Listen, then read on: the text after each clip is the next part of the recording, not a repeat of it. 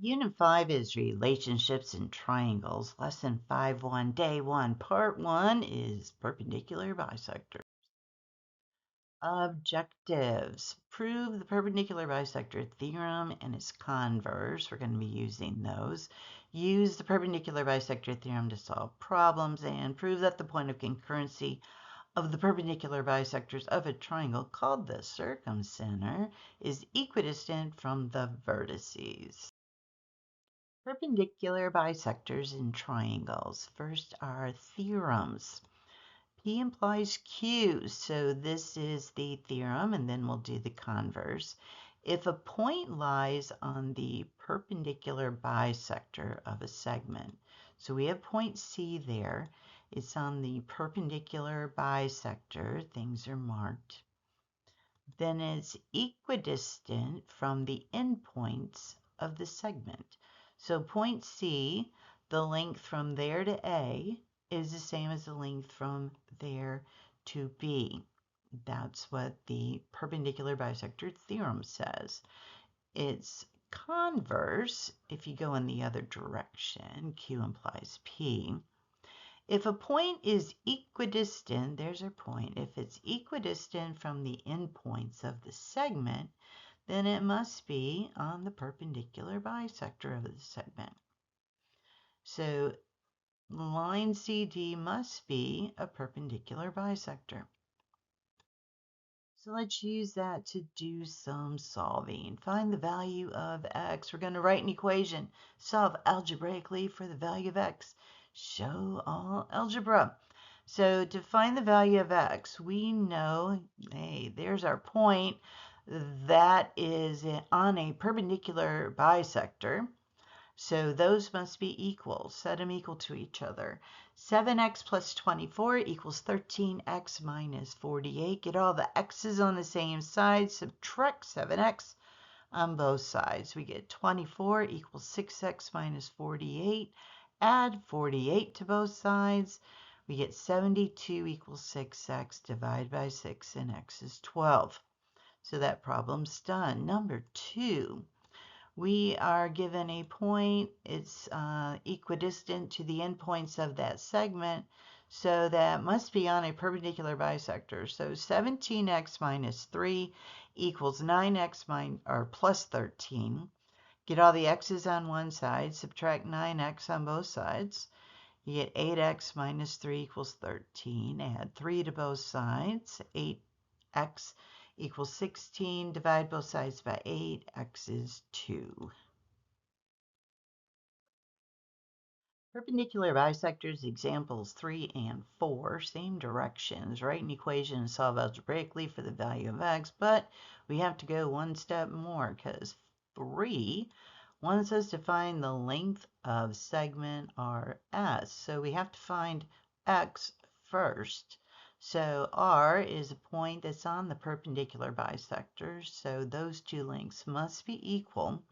We can write an equation. 7x minus 22 equals 4x plus 5. Subtract 4x on both sides. Get all the x's together. Move the smallest one. We get 3x minus 22 equals 5. Add 22 to both sides. 3x is 27. Divide both sides by 3, and x is 9. But we need the length of segment RS, and we have an expression for that. RS is 4x plus 5. So substitute in our value of 9 in place of x. Calculate, and the length of segment RS is 41. Number 4, we need to find the length of segment EG.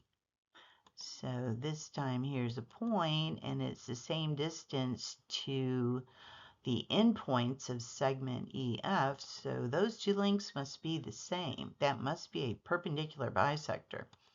So 2x plus 11 equals 14x minus 37.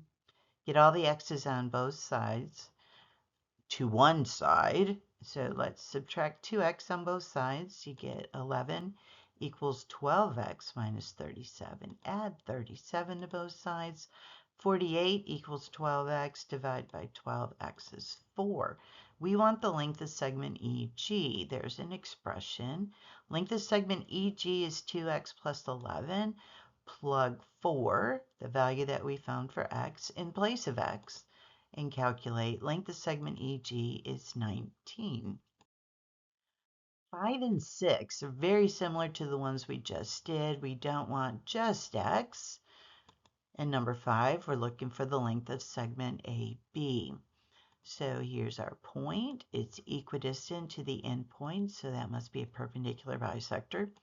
We can write our equation, 5x minus 11 equals 3x plus 17. Move the smallest x, so subtract 3x on both sides. 2x minus 11 equals 17. Add 11 to both sides. 2x is 28. When you divide by 2x is 14. We have an expression, well, we have both parts. So there's more than one way we can actually find the length of segment AB. We can plug it into 1 and double it.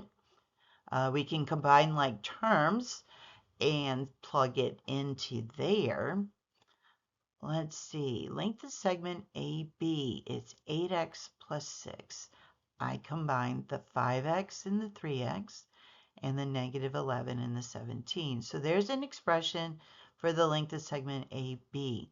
And we know x, so we're plugging 14 into the x.